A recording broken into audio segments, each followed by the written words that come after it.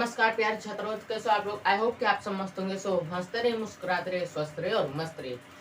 प्यारे छात्रों, तो आज हम करेंगे क्लास 10th हिंदी चैप्टर 1 का क्या करेंगे, ऑब्जेक्टिव क्वेश्चन करेंगे। ठीक है, श्रम विभाजन और जाति प्रथा का, जो कि भीमराव अंबेडकर जी के द्वारा लिखा गया है और ये संविधान के निर्माता भी रह चुके हैं। ठीक, तो इतना बात आपको ध्यान में रखना पड़ेगा। तो चलिए भाई लोग, भीमराव अंबेडकर के परिचय हमने करा दिया था।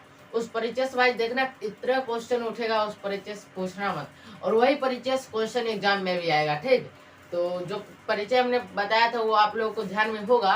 तो चलिए भाई लोग, स्टार्ट करते हैं आपका सेशन और आपका क्लास। ठीक, और आपको जो है अब स्क्रीन रिकॉर्ड पर दिखाएंगे, स्क्रीन पर दिखाएंगे। ये मैं अपना फेस हटा लूँ है कि ज़्यादा टाइम लग जाता है बोर्ड पे लिख करके, इसलिए पहले से PDF बना चुका हूँ, अब उसको स्क्रीन पर आप लोगों को बता देता हूँ। ठीक, चलिए भाई लोग, स्टार्ट करते हैं आपका क्लास और फटाफट से चलिए स्टार्ट करते हैं। चलो भाई, तब स्टार्ट करते हैं आपका ऑब्जेक्टिव क्वेश्चन। पहला नंबर क्वेश्चन देखिए, चैप्टर कौन सा है भाई, चैप्टर देख लीजिए। चैप्टर है भाई लोग श्रम विभाजन और जाति प्रथा, श्रम विभाजन और जाति प्रथा। तो चलिए फटाफट से स्टार्ट करते हैं आपका ये क्वेश्चन आंसर। ठीक, देखिए पहला क्वेश्चन कह रहा है कि श्रम विभाजन और जाति प्रथा के लेखक कौन है। तो भाई लोग, श्रम विभाजन और जाति प्रथा के लेखक बाबा भीमराव अंबेडकर है, बाबा साहेब भीमराव अंबेडकर। तो हमारा ऑप्शन नंबर बी सही हो जाएगा। ठीक, अगला क्वेश्चन देखिए, अगला क्वेश्चन पर चलते हैं। अगला क्वेश्चन देखिए, डॉक्टर भीमराव अंबेडकर के पिता का क्या नाम था। तो भाई ये क्वेश्चन जो है, ये बात आपको बुक में नहीं दिया गया है, लेकिन बाहर से ये क्वेश्चन है। चूँकि लेखक है तो उसके माता पिता का नाम भी पूछा जा सकता है। तो डॉक्टर भीमराव अंबेडकर के पिताजी का नाम था रामजी सकपाल। ठीक, ये बात आपको ध्यान में रखना है, Ramji Sakpal, option number B. अगला क्वेश्चन देखिए भाई, अगला क्वेश्चन क्या कह रहा है। अगला क्वेश्चन कह रहा है, आधुनिक सभ्य समाज कार्य कुशलता के लिए किसे आवश्यक मानता है। तो भाई लोग, आधुनिक सभ्य समाज कार्य कुशलता के लिए श्रम विभाजन को आवश्यक मानता है। किसको, श्रम विभाजन को, यानी कि ऑप्शन नंबर ए हमारा सही आंसर है। ठीक, अगला क्वेश्चन पर चलिए भाई, अगला क्वेश्चन देखते हैं। अगला क्वेश्चन कह रहा है, जाति प्रथा भारत में बेरोजगारी का एक ... कारण बनी हुई है। तो भाई, जाति प्रथा भारत में बेरोजगारी का प्रत्यक्ष और प्रमुख दोनों कारण है। ठीक, तो हमारा ऑप्शन क्या होना चाहिए, हमारा ऑप्शन होना चाहिए क्या भाई लोग, हमारा ऑप्शन होगा ए और बी दोनों। ठीक, ए और बी दोनों। चलिए अब चलते हैं नेक्स्ट क्वेश्चन पे। अगला क्वेश्चन देखिए, कह रहा है मूक नायक क्या है। मूक नायक भाई लोग अखबार भी है और मूक नायक पत्रिका भी है। तो आपको ऑप्शन में आएगा तो फिर एक ही आएगा, या तो अखबार आएगा या तो पत्रिका आएगा। फिलहाल इस जगह दोनों आंसर सही है, ए और बी दोनों सही है। ठीक, तो हमें लगता है कि आप लोगों को ये बात समझ में आ गई। ठीक, अगला क्वेश्चन देखिए। अगला क्वेश्चन कह रहा है, डॉक्टर भीमराव अंबेडकर की मृत्यु कब और कहाँ हुई। तो डॉक्टर भीमराव अंबेडकर की मृत्यु भाई लोग 1956 ईस्वी में दिल्ली में हुई थी। कहाँ, दिल्ली में। ठीक, तो हमारा ऑप्शन नंबर ए सही हो जाएगा। कहाँ हुई थी, दिल्ली में मृत्यु हुई थी। कब, तो 1956 ईस्वी में। हमने आपको ये बात पढ़ाया था जब हम आपको लेखक परिचय बता रहे थे। ठीक, तो उस टाइम हमने आपको पढ़ाया था। ठीक, अगला क्वेश्चन देखिए, ये बात भी हमने लेखक परिचय में बताया था कि डॉक्टर भीमराव अंबेडकर का जन्म कब हुआ था। तो 14 अप्रैल 1891 ईस्वी। भाई हम लोग जब आपको बता रहे थे लेखक परिचय, तो उस टाइम हमने आपको कहा था भाई लेखक परिचय से आप लोग को ऑब्जेक्टिव क्वेश्चन बहुत बनेगा। ठीक, तो आप लोग को लेखक परिचय समझ लेना है। तो उस टाइम हमने आपको बताया था। तो यहाँ पर हमारा ऑप्शन नंबर डी सही हो जाएगा। ठीक, चलिए अब चलते हैं नेक्स्ट क्वेश्चन पे। देखिए अगला क्वेश्चन है कि अंबेडकर की दृष्टि में भाईचारे का वास्तविक रूप कैसा होता है। तो दूध और पानी के मिश्रण की तरह, ये बात हमने आपको पढ़ाया था। ठीक, तो ये बात भी आपको ध्यान में रखना है, दूध और पानी के मिश्रण की तरह। ऑप्शन नंबर बी हमारा सही आंसर हो जाएगा। अगला क्वेश्चन पर चलिए। अगला क्वेश्चन देखिए, कहता क्या है, भारतीय संविधान के निर्माण में महत्वपूर्ण भूमिका किसकी है। भारतीय संविधान के निर्माण में महत्वपूर्ण भूमिका किसकी है। तो भारतीय संविधान के निर्माण में हम सब बच्चे से जानते हैं कि भारतीय संविधान के निर्माण में भाई लोग डॉक्टर भीमराव अंबेडकर की भूमिका रही है सबसे ज़्यादा, सबसे अच्छी, सबसे महत्वपूर्ण। ठीक, तो हमारा ऑप्शन नंबर ए सही हो गया। अगला क्वेश्चन पर चलिए। अगला क्वेश्चन है, सभ्य समाज की आवश्यकता है। सभ्य समाज की आवश्यकता क्या है भाई लोग, श्रम विभाजन। सभ्य समाज की आवश्यकता क्या है, श्रम विभाजन। ठीक, अगला क्वेश्चन पे चलिए। अगला क्वेश्चन कह रहा है थोड़ा इसको जूम आउट कर लेते हैं। देखिए क्या कह रहा है अगला क्वेश्चन। कह रहा है प्राथमिक शिक्षा प्राप्त करने के बाद अंबेडकर उच्चतर शिक्षा प्राप्त करने के लिए कहाँ गए? न्यूयॉर्क और लंदन, 2 जगह गए थे। तो यहाँ ऑप्शन में न्यूयॉर्क दिया हुआ है तो न्यूयॉर्क हमारा ऑप्शन नंबर सी सही हो जाएगा। अगर यहाँ पर लंदन दिया होता लंदन, तो यहाँ पर हमारा ऑप्शन नंबर लंदन सही होता, ठीक, यानी कि ऑप्शन नंबर सी भी सही होता अगर सी की जगह पर लंदन दिया होता, ठीक। तो मुझे लगता है कि आप लोगों को ये बात समझ में आ गई। अगला क्वेश्चन पे चलिए। अगला क्वेश्चन कह रहा है कि अंबेडकर चिंतन व रचनात्मक के लिए प्रेरक व्यक्ति थे। कौन थे? बुद्ध जी थे, कबीर जी थे और ज्योतिबा फुले थे। यानी कि हमारा जो ऑप्शन यहाँ पर सही होगा भाई, हमारा जो ऑप्शन यहाँ पर सही होगा वो हो जाएगा इनमें से सभी, ठीक। तो ये क्वेश्चन भी आप लोग को समझ में आ गई। तो चलिए अब चलते हैं नेक्स्ट क्वेश्चन पे। नेक्स्ट क्वेश्चन देखते हैं क्या कह रहा है। देखिए नेक्स्ट क्वेश्चन कह रहा है जाति पाति तोरक मंडल भाषण लाहौर में कब हुआ था? तो जाति पाति तोरक मंडल लाहौर में भाषण कब हुआ था भाई लोग? 1936 ईस्वी में, ठीक। 1936 ईस्वी में देख लीजिए आप लोग। 1 मिनट भाई लोग। चलिए भाई, तो ऑप्शन नंबर सी हमारा सही आंसर हो जाएगा। अब चलिए चलते हैं नेक्स्ट क्वेश्चन पे, 14 नंबर क्वेश्चन पे, ठीक। इसमें कह रहा है श्रम विभाजन और जाति प्रथा क्या है? तो भाई लोग श्रम विभाजन और जाति प्रथा एक निबंध है, ठीक। श्रम विभाजन और जाति प्रथा क्या है? एक निबंध है। ऑप्शन नंबर सी हमारा सही आंसर हो जाएगा, ठीक। अगला क्वेश्चन देखिए, कह रहा है निम्नलिखित रचनाओं में से कौन सी रचना डॉक्टर अंबेडकर की है? तो ये जो सभी रचना दिया हुआ है, the caste in India, the untouchables और हु आर शूद्राज, ये सभी जो है डॉक्टर भीमराव अंबेडकर की रचना है। तो हमारा ऑप्शन नंबर डी सही हो जाएगा, ठीक। ऑप्शन नंबर डी, इनमें से सभी। अब चलिए नेक्स्ट क्वेश्चन पर चलते हैं। कह रहा है कि आधुनिक सभ्य समाज श्रम विभाजन को आवश्यक क्यों मानता है? तो आधुनिक सभ्य समाज जो है भाई लोग श्रम विभाजन को कार्य कुशलता के लिए आवश्यक मानता है। किस लिए?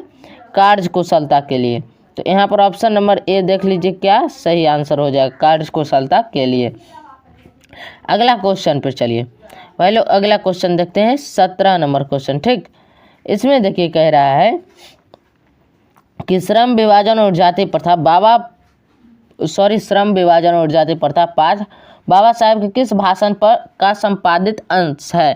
तो ये भाई एनिहिलेशन ऑफ कास्ट, ये बात हमने आपको बताया था जब आपको चैप्टर का एनालिसिस करवा रहे थे, चैप्टर का अर्थ बता रहे थे, श्रम विभाजन और जाति प्रथा का एक्सप्लेन कर रहे थे, उस टाइम हमने ये बात आपको बताया था कि ये बात आपको ध्यान में रखना है।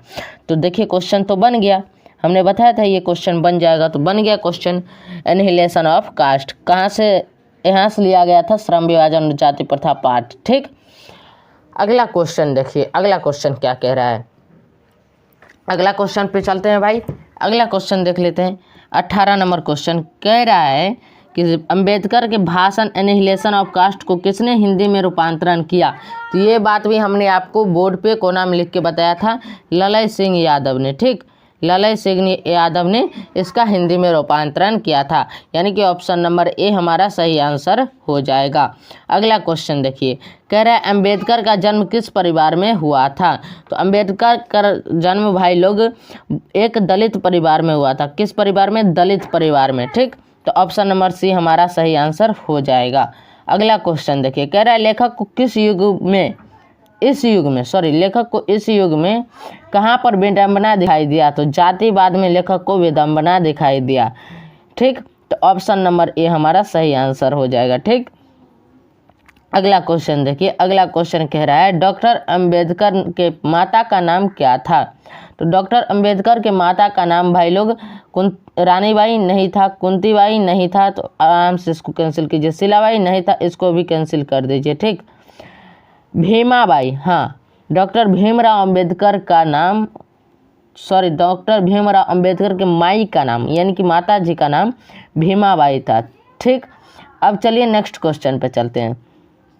कह रहा है डॉक्टर अंबेडकर ने पीएचडी कब धारण की उपाधि कब धारण की? डॉक्टर भीमराव अंबेडकर ने पीएचडी की उपाधि 1917 ईस्वी में धारण की थी। चूँकि ये बात किताब में नहीं है तो आपको ज़्यादा ध्यान में भी नहीं रखना है, क्या कि ये क्वेश्चन आएगा भी नहीं। हालांकि आप लोग के ज्ञान के लिए ये बात दे दिया गया। तो यहाँ पर 1918 दिया हुआ है, ठीक, तो इसको 1917 कर लीजिए, ठीक, इसको कट कर करके इसको 1917 कर लीजिए, ठीक है भाई लोग। 1917 ईस्वी में क्या है कि डॉक्टर भीमराव अंबेडकर जी ने पीएचडी की उपाधि धारण कर ली थी 1917 ईस्वी में। Option number B is the right answer हो जाएगा, ठीक। अब चलिए नेक्स्ट क्वेश्चन पर चलते हैं। नेक्स्ट क्वेश्चन क्या कह रहा है? नेक्स्ट क्वेश्चन देखिए 21 नंबर क्वेश्चन हो गया, 22 तो हो गया। 23 नंबर क्वेश्चन पे चलिए। 23 नंबर क्वेश्चन देखिए, कह रहा है लेखक की दृष्टि में विडंबना की बात क्या है। यहाँ दृष्टि की जगह पर दृष्टि लिख दिया भाई, तो ऐसा कुछ ज़्यादा टेंशन लेने बात नहीं है, यहाँ दृष्टि होगा, ठीक, दृष्टि। तो लेखक की दृष्टि में विडंबना की बात क्या है, तो जातिवाद के पोषकों की कमी नहीं है, ये लेखक की दृष्टि में विडंबना की बात है। अगला क्वेश्चन पर चलिए, क्या कह रहा है? कह रहा है कि लेखक की दृष्टि में आदर्श समाज कैसा होना चाहिए। तो लेखक की दृष्टि में आदर्श समाज ऐसा होना चाहिए जिसमें स्वतंत्रता, समता और भ्रातृत्व का भाव हो, ठीक। तो यानी कि ऑप्शन नंबर ए हमारा सही आंसर हो जाएगा, ठीक। अगला क्वेश्चन पे चलिए। अगला क्वेश्चन कह रहा है कि लेखक बेरोजगारी का प्रमुख और प्रत्यक्ष कारण किसे मानते हैं। तो भाई लोग लेखक बेरोजगारी का प्रमुख और प्रत्यक्ष कारण किसे मानते हैं? जाति प्रथा को, ठीक। बेरोजगारी का जो लेखक के अनुसार जो प्रमुख और प्रत्यक्ष कारक है वो जाति प्रथा है, भीमराव अंबेडकर जी के अनुसार, ठीक। अगला क्वेश्चन देखिए, कह रहा है the caste in India their mechanism किन की रचना है। तो ये रचना भाई लोग भीमराव अंबेडकर जी के हैं, ठीक। तो हमारा ऑप्शन नंबर ए सही हो जाएगा, ठीक। अगला क्वेश्चन पे चलिए। अगला क्वेश्चन कह रहा है आर्थिक पहलू में भी जाति प्रथा है हानिकारक। क्या है? हानिकारक। पहला ऑप्शन दिया है लाभदायक, तो जो कि नहीं होगा। दूसरा ऑप्शन दिया हुआ है हानिकारक, यही सही होगा। तीसरा ऑप्शन दिया है अनुकूल, ये भी नहीं होगा। जब दो ऑप्शन गलत हो गया तो चौथा ऑप्शन में दिया हुआ है इनमें सभी, तो ये भी नहीं होगा, ठीक। तो हमारा ऑप्शन क्या हो जाएगा? हमारा ऑप्शन नंबर बी सही आंसर हो जाएगा, ठीक। अब चलिए भाई लोग, ऑप्शन नंबर बी सही हो गया, क्या? हानिकारक। अगला क्वेश्चन पे चलिए। अगला क्वेश्चन क्या कह रहा है? कह रहा है डॉक्टर भीमराव अंबेडकर का जन्म कहाँ हुआ। तो डॉक्टर भीमराव अंबेडकर का जन्म भाई लोग महू के मध्य प्रदेश के महू गांव में हुआ था, मध्य प्रदेश के महू गांव में, ठीक, या फिर मध्य प्रदेश के महू क्षेत्र में बता सकते हैं। तो ऑप्शन नंबर ए सही हो जाएगा। ये बात भी हमने आपको बताया था, ठीक, ध्यान में रखना है भाई, रहना नहीं है। अगला क्वेश्चन देखिए, कह रहा है डॉक्टर भीमराव अंबेडकर ने किस पत्रिका का संपादन किया। तो डॉक्टर भीमराव अंबेडकर ने जिस पत्रिका का संपादन किया वो पत्रिका इसमें दिया हुआ नहीं है। उन्होंने जिस पत्रिका का संपादन किया वो पत्रिका का नाम क्या था? उस पत्रिका का नाम था भाई लोग, यहाँ पर ऊपर में दिया हुआ है, ठीक, ऊपर में आए तो ठीक ऊपर में हमने आपको बताया था उस मूक नायक, ठीक, ये मूक नायक उनकी पत्रिका थी, मूक नायक। इस पत्रिका का डॉक्टर भीमराव अंबेडकर ने संपादन किया था। लेकिन यहाँ पर ऑप्शन में क्या दिया हुआ है? उज्ज्वल भारत, ठीक, उड़ता भारत, बहिष्कृत भारत, पुरस्कृत भारत। इसमें से कोई भी नहीं होगा, इसमें ज़्यादा दिमाग नहीं लगाना है, ठीक। वैसे भी ये आपके सिलेबस से है ही नहीं, ये आपके सिलेबस से नहीं है, तो इसको ध्यान में नहीं रखना है। आप जाकर बुक खोल के देख सकते हैं, आपके बुक में ये नहीं दिया हुआ है। अगला चलिए, भारतीय संविधान का निर्माता के रूप में हम किन्हें जानते हैं। तो भारतीय संविधान के निर्माता के रूप में हम भीमराव अंबेडकर जी को जानते हैं, जो कि भारतीय संविधान के निर्माता कहलाते हैं, ठीक। Option number B is the right answer, ठीक।